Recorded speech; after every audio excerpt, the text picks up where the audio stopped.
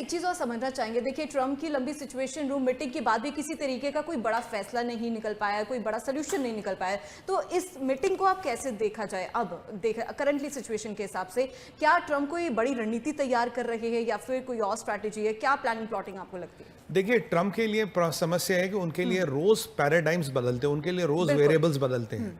देखिए, ट्रम्प का साथ नेटो ने नहीं दिया, ट्रम्प का साथ अरब अलाइज ने नहीं दिया, ट्रम्प का साथ पाकिस्तान ने नहीं दिया, ट्रम्प का साथ कनाडा ने नहीं दिया, ट्रम्प का साथ यूरोप ने नहीं दिया, इंग्लैंड और फ्रांस जो इनके लैकीज कहते थे अमेरिका के, उन्होंने उनका साथ दिया। तो अमेरिका के साथ अगर कोई खड़ा है वो इजराइल खड़ा है और अमेरिका खड़ा। अब इजराइल के तरीके हैं डायरेक्ट, इजराइल कहता है हम जाएंगे, हमें पता कैसे करना है।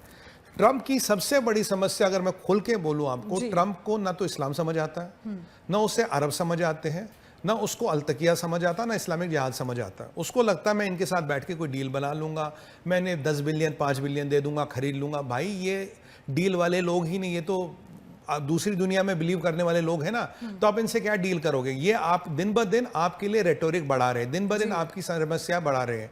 वो चाहते हैं कि अगर ट्रम्प ये युद्ध जीते तो एक बहुत बड़ी खर्चे पे जीते, एक बहुत बड़ी समस्या के साथ जीते।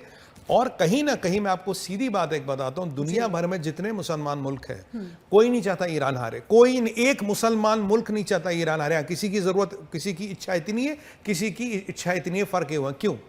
देखिए, ईरान क्या है, जो पॉलिटिकल इस्लाम है, पॉलिटिकल इस्लाम की पराकाष्ठा, what political Islam can achieve, political Islam कितना अचीव कर सकता वो ईरान है। एक मुल्ले मौलानाओं ने एक देश कंट्रोल कर लिया, आर्मी बना ली, प्रॉक्सीज बना लिए, ट्रांस कॉन्टिनेंटल टेरर नेटवर्क बना लिए, आपने सारा अचीव कर लिया। और छोटे से छोटा डेरिवेटिव आपका मान लीजिए हिजबुल मुजाहिदीन, जो एक छोटा आतंकवादी संगठन है।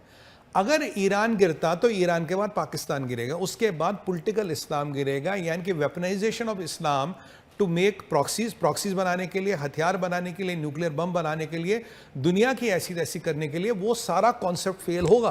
तो लोग इवन इस्लामिक उम्मत में चाहते हैं कि इस ईरान कंट्रोल में है, छोटा हो, मतलब कैंसर रहे, कैंसर खत्म ना हो। क्योंकि इसका मतलब है, देखिए आप, अभी एक बड़ा इंपॉर्टेंट घटना हुई, ओपेक टूट चुका है, ठीक है जी, ओपेक टूट चुका है, ओआईसी की इतनी वक्त नहीं रही। अगर ईरान गिरा और उसके बाद पाकिस्तान गिरा तो मुझे बताइए दुनिया में और कौन सा इतना बड़ा आतंकवादी देश या आतंकवादी संगठन या आतंकवादी आर्मी है? आईआरजीसी दुनिया का सबसे बड़ा आतंकवादी ग्रुप है, उसमें कोई डाउट है नहीं। तो अभी जो लड़ाई है ये ईरान से नहीं है, ये पॉलिटिकल इस्लाम से, अभी ये इस्लामिक हेजेमनी से लड़ाई है। ये इस्लाम ने जो अपना वर्चस्व बना रखा और जो पिछले 50 साल से था, उस सोच से लड़ाई है, उस व्यवस्था से लड़ाई, और कहीं ना कहीं ये इस्लामिक जिहाद से लड़ाई है। क्योंकि देखिए, मुसलमान लोग जहाँ तक है, अरब ये जो भी है, इन्हें लगता है यार पिछले 1400 साल से जिहाद ने हमारे लिए डिलीवर किया है। हमने इजिप्ट को 22 साल में कन्वर्ट किया, लेबनान को 40 साल में कन्वर्ट किया, हमने ईरान में को 32 साल में कन्वर्ट किया। यहाँ सब में बहुत पुरानी सभ्यताएं थी। हाँ, ये जरूर है कि सनातन धर्म की जहाँ बात करें तो 1000 साल से फेल हो रहे, ये जरूर कहूंगा मैं, बट बाकियों को इन्होंने कन्वर्ट किया, तो ये इस्लामिक जिहाद ने उनके लिए चीजें डिलीवर की है। आप सडनली कह रहे हो कि इस व्यवस्था को तोड़ दिए। ईरान क्या है? ईरान उस इस्लामिक जिहाद की पराकाष्ठा है, उस इस्लामिक जिहाद का ऑर्गेनाइजेशन है जो काम करती है। इसीलिए ईरान को तोड़ना, इस कॉन्सेप्ट को तोड़ना, कॉन्सेप्ट ऑफ जिहाद सस्टेनेबल नहीं है। आप कहीं ना कहीं दुनिया को यह सिद्ध करना चाहते हो। ये बहुत लंबी लड़ाई है, मैं शुरू से आपके चैनल पे कह रहा हूं, ये देश की लड़ाई नहीं है, ना जर जमीन जोरों की लड़ाई है, ये लड़ाई है सभ्यता की, ये लड़ाई है संस्कृति की, ये लड़ाई है बिलीव्स की, ये लड़ाई है 50 साल के कैंसर को निपटाने की। आज मुझे बताइए, अगर ईरान के इरादे ठीक नहीं है या ठीक है, तो आप पूरी दुनिया की ऐसी तैसी क्यों कर रहे हो?